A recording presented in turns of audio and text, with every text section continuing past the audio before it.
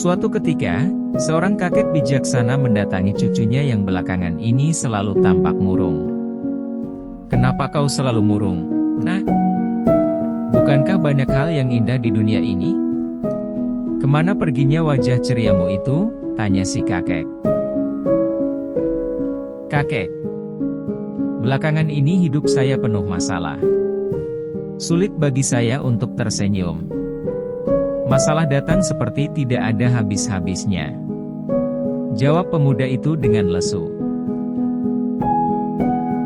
Si kakek tersenyum. "Ambillah segelas air dan 2 genggam garam, bawalah kemari. Biar ku perbaiki suasana hatimu itu."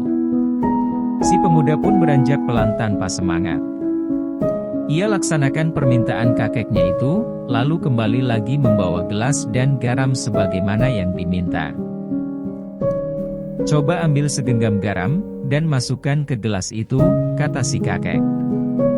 "Setelah itu coba kau minum airnya sedikit."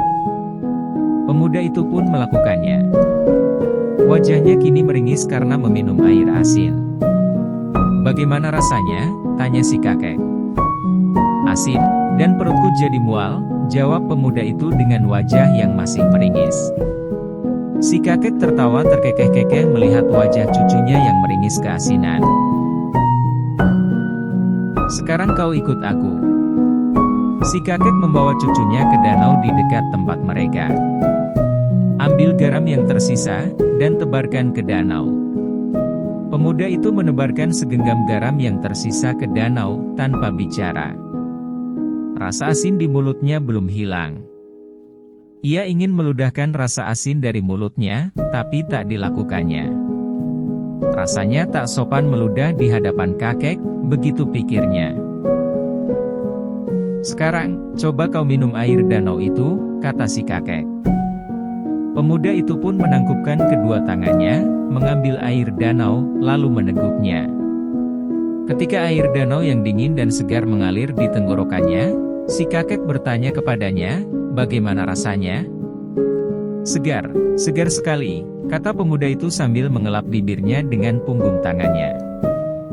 "Dan sudah pasti, air danau ini juga menghilangkan rasa asin yang tersisa di mulutnya." "Terasakah rasa garam yang kau tebarkan tadi?" "Tidak sama sekali," kata pemuda itu sambil mengambil air dan meminumnya lagi.